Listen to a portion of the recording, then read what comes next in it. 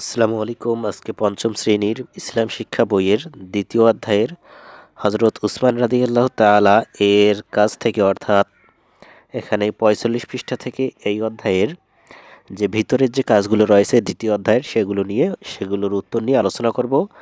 আর গত ক্লাসে আমি ৪৪ পৃষ্ঠার আগ পর্যন্ত এই অধ্যায়ের যে কাজগুলো ছিল সেগুলোর উত্তর নিয়ে আলোচনা করেছি। যারা এখনও কাজগুলো করনি তারা ডেসক্রিপশন বক্সে লিঙ্ক রয়েছে, সেখান থেকে তোমরা করে নিবে। এখন আমরা মূলত এখানে ৪৭ পৃষ্ঠার হজরত উসমান রাদিয়াল্লাহু তাআলা এর পাঠ সম্পর্কে যে কাজগুলো দিয়েছে সেগুলো নিয়ে আলোচনা করব এবং তারপর আস্তে আস্তে আমরা এই পুরো অধ্যায়টির কাজগুলো নিয়ে আলোচনা করব। তো এখানে ক নম্বরে দিয়েছে আমরা হজরত উসমান রাদিয়াল্লাহু তাআলা এর জীবনাচরণ সম্পর্কে জানলাম। তো উপরে আমরা যদি এই পাঠটি পড়ি তাহলে কিন্তু আমরা হজরত উসমান রাদিয়াল্লাহু তাআলা এর জীবনাচরণ সম্পর্কে জানব। এবার তার জীবনাচরণের বিভিন্ন ঘটনা ধারাবাহিকভাবে উল্লেখ করে একটি প্রবাহচিত্র তৈরি করি। কাজটি একাকী করি। তো হজরত উসমান রাদিয়াল্লাহু তাআলার যে জীবনীটি আমরা পড়লাম, যে পাঠটি পড়লে আমরা বুঝতে পারবো, সেখান থেকে তার জীবনের উল্লেখযোগ্য কিছু ঘটনা এখানে আমাদেরকে ধারাবাহিকভাবে লিখতে হবে। যেমন এখানে একটি লিখতে হবে, এখানে, তারপর এখানে, এভাবে আমাদেরকে ৬টি কি লিখতে হবে, হজরত উসমান রাদিয়াল্লাহু তাআলা জীবনাচরণ সম্পর্কে ধারাবাহিক কিছু ঘটনা আমাদেরকে লিখে প্রবাহ চিত্রটি তৈরি করতে হবে। তো আমরা উত্তর দেখি। তো এটার উত্তর হিসেবে আমরা দেব হজরত উসমান রাদিয়াল্লাহু তাআলা এর জীবনাচরণের বিভিন্ন ঘটনার প্রবাহ চিত্র। আমরা এভাবে এই বিষয়টিকে যদি সাজিয়ে দেই তাহলে আমরা ধারাবাহিকভাবে হজরত উসমান রাদিয়াল্লাহু তাআলা সম্পর্কে এই বিষয়টি। ইসলাম গ্রহণ, ১ নম্বরে আমরা কী দেবো, ইসলাম গ্রহণ। আবু বকর রাদিয়াল্লাহু তাআলা এর দাওয়াতে ইসলামের প্রাথমিক যুগেই ইসলাম ধর্ম গ্রহণ করেন। তো ইসলাম ধর্মের শুরুতেই যে কয়েকজন লোক ইসলাম ধর্ম গ্রহণ করেন তার মধ্যে হজরত উসমান রাদিয়াল্লাহু তাআলা একজন। এরপর দেখো ২ নম্বর, জুন্নুরাইন উপাধি। মহানবী সাল্লাল্লাহু আলাইহি সাল্লামের ২ কন্যাকে বিয়ে করার সৌভাগ্য লাভ করে জুন্নুরাইন উপাধি অর্জন করেন। এরপর আমরা ৩ নম্বরে যেটা দিতে পারি সেটা হচ্ছে আবিসিনিয়ায় হিজরত। মক্কায় কাফিরদের অত্যাচারে অতিষ্ঠ হয়ে পরিবারের সাথে আবিসিনিয়ায় প্রথম হিজরত করেন। তো হজরত উসমান রাদিয়াল্লাহু যে পাঠটি রয়েছে এটা যদি আমরা পড়ি তাহলে কিন্তু এগুলো আমাদের কাছে লেখা খুব একটা কঠিন বিষয় নয়। বীরে রুমা ক্রয়। তো মদিনায় হিজরতের পর মুসলমানদের পানির কষ্ট দূর করতে নিজের অর্থ দিয়ে ইহুদির থেকে রুমা কূপ ক্রয় করেন। এরপর আমরা ৫ নম্বরে যেটা দিব সেটা হচ্ছে তৃতীয় খলিফা নির্বাচিত। হজরত উমর রাদিয়াল্লাহু তাআলা এর মৃত্যুর পর মুসলিম জাহানের তৃতীয় খলিফা হিসেবে দায়িত্ব গ্রহণ। এরপর ৬ নম্বরে শাহাদাত বরণ। দীর্ঘ সময়ে খিলাফত পরিচালনার পর বিদ্রোহীদের হাতে নিজ গৃহে কুরআন তিলাওয়াত অবস্থায় তিনি মৃত্যু অবস্থায় শাহাদাত বরণ করেন। তো এটাই হচ্ছে মূলত হজরত উসমান রাদিয়াল্লাহু তাআলার এর জীবনাচরণ সম্পর্কে ধারাবাহিকভাবে একটি প্রবাহ চিত্র। এখানে আমরা খ নম্বরে দেখতে পাচ্ছি আমাদেরকে আরও একটি কাজ দিয়েছে, সেটা হচ্ছে হজরত উসমান রাদিয়াল্লাহু তাআলা এর জীবনাদর্শ অনুসরণ করে আমরা নিজেরা যে কাজগুলো করব তার একটি পোস্টার তৈরি করব। তো এখানে আমাদেরকে মূলত একটি পোস্টার তৈরি করতে বলা হয়েছে। তোমরা পোস্টারটি খুব সুন্দরভাবে বাড়িতে তৈরি করবে। এখন আমরা যেটা করব সেটা হচ্ছে হজরত উসমান রাদিয়াল্লাহু তাআলা এর জীবন আদর্শ অনুসরণ করে আমরা নিজেরা যে কাজগুলো করতে পারি সেটা আমি তোমাদেরকে লিখে দেব, আর তোমরা এইগুলো নিয়ে একটা পোস্টার তৈরি করবে। তো এটার উত্তর হিসেবে আমরা কী দেবো, দেখো, হজরত উসমান রাদিয়াল্লাহু তাআলার জীবন থেকে আমাদের শিক্ষা। আমরা যেগুলো শিক্ষা নিতে পারি হজরত উসমান রাদিয়াল্লাহু তাআলার কাছ থেকে সেটা হচ্ছে অঢেল দানশীলতা। আমরা আমাদের সামর্থ্য অনুযায়ী আর্তমানবতার সেবায় এবং জনকল্যাণমূলক কাজে অর্থ সাহায্য করব। এরপর আমরা যেটা দিতে পারি সেটা হচ্ছে লজ্জাশীলতা ও নম্রতা। তার মতো মার্জিত আচরণের মাধ্যমে নিজেদের চরিত্র সুন্দর ও ভদ্রভাবে গড়ে তুলব। এরপর আমরা যেটা দিব সেটা হচ্ছে কষ্টে ধৈর্য ধারণ। প্রতিকূল পরিস্থিতিতে মহান আল্লাহর উপর ভরসা রেখে ধৈর্যশীল থাকব।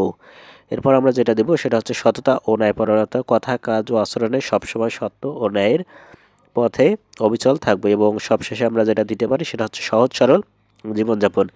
বিত্তশালী হওয়া সত্ত্বেও সাধারণ ও অহংকার মুক্ত জীবনযাপন করার চেষ্টা করব। এটাই হচ্ছে মূলত হজরত উসমান রাদিয়াল্লাহু তাআলার কাছ থেকে আমরা যে শিক্ষাগুলো গ্রহণ করতে পারি। এখন আমরা পরবর্তী কাজটি দেখার চেষ্টা করি।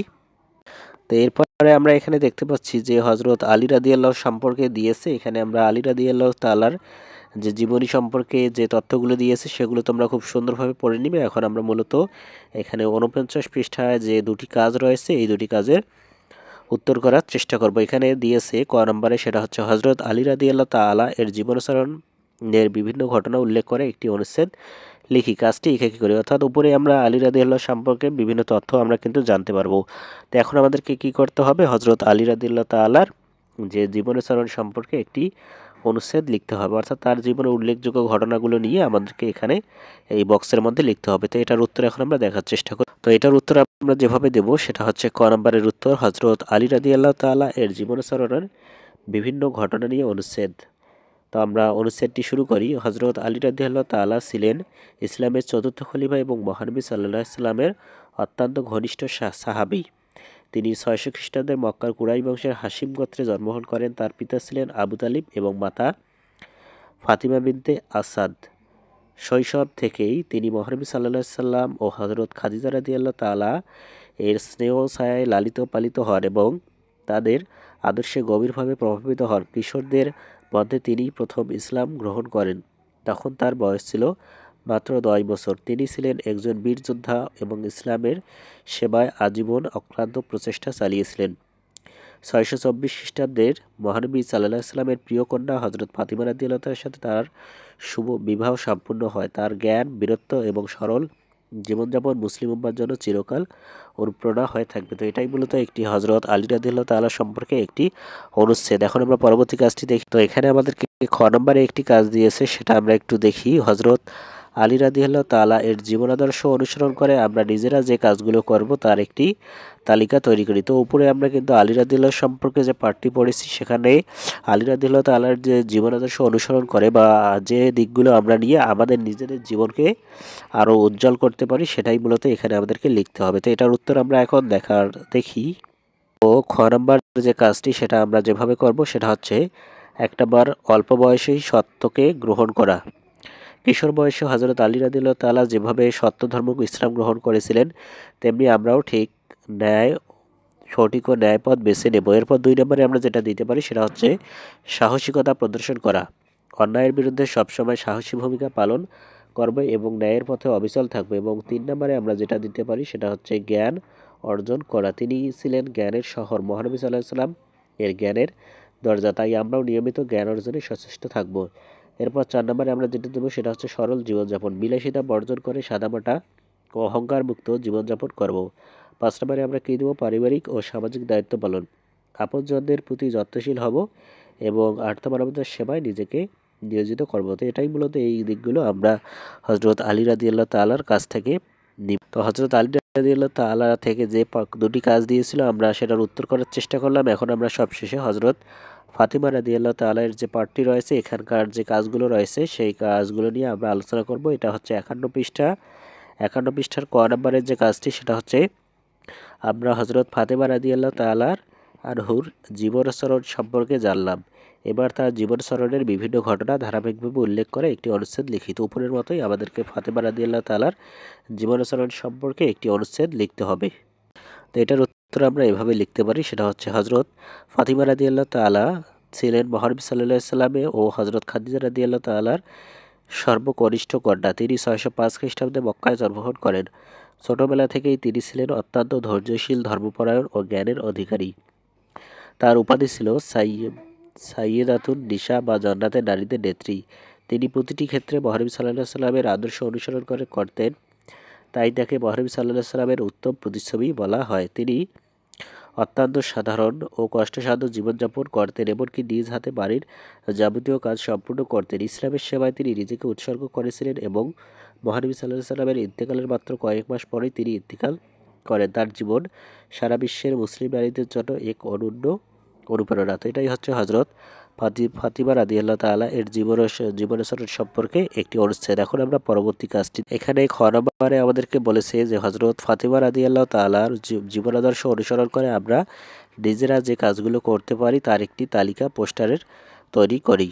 তো এখন আমরা মূলত যেটা নিয়ে আমি আলোচনা করব সেটা হচ্ছে হযরত ফাতিমা রাদিয়াল্লাহু তাআলার যে সমস্ত দিকগুলো আমরা আমাদের জীবনকে অনুসরণ করব সেটা। তো এটার উত্তর আমরা যেভাবে দেবো সেটা হচ্ছে ধৈর্য ধারণ, জীবনে আসা যে কোনো বিপদ আপদ এবং আর্থিক প্রতিকূলতায় আমরা সবসময় ধৈর্য বজায় রাখবো, স্বাবলম্বী হওয়া, নিজের কাজ নিজে করার অভ্যাস গড়ে তুলবে এবং শ্রমের প্রতি শ্রদ্ধাশীল থাকবে। এরপর আমরা যেটা দিতে পারি সেটা হচ্ছে আদর্শ অনুসরণ, জীবনের প্রতিটি ক্ষেত্রে মহানবী সাল্লাল্লাহু আলাইহি ওয়াসাল্লামের সুন্নাহ ও আদর্শ মেনে চলার চেষ্টা করব। এরপর আমরা যেটা দেবো সেটা হচ্ছে নম্রতা ও ধার্মিকতা, আচার আচরণে সবসময় নম্র থাকবো এবং নিয়মিত ইবাদতের মাধ্যমে ধার্মিক জীবনযাপন করবে। এরপর সবশেষে আমরা যেটা দিতে পারি সেটা হচ্ছে সহমর্মিতা, মানুষের প্রতি সহানুভূতিশীল হবো এবং সামর্থ্য অনুযায়ী অন্যের সাহায্যে এগিয়ে আসবো। আমরা পঞ্চম শ্রেণীর ইসলাম শিক্ষা বইয়ের দ্বিতীয় অধ্যায়ের যে ভিতরের কাজগুলো রয়েছে সেগুলো নিয়ে আমরা আলোচনা করলাম। আজকের এই ক্লাসের মাধ্যমে পুরো অধ্যায়ের ভিতরের কাজগুলো আমরা সমাধান করলাম। তো এর পরবর্তী ক্লাসে আমরা অনুশীলনী 2-এর যে অনুশীলনীর প্রশ্নগুলো রয়েছে সেগুলো সবগুলো নিয়ে আলোচনা করার চেষ্টা করব। তার জন্য অবশ্যই তোমরা চ্যানেলটি সাবস্ক্রাইব করে রাখবে। আজকের ক্লাসটি কেমন লাগলো সেটা একটি লাইক দিয়ে জানিয়ে দেবে। ধন্যবাদ।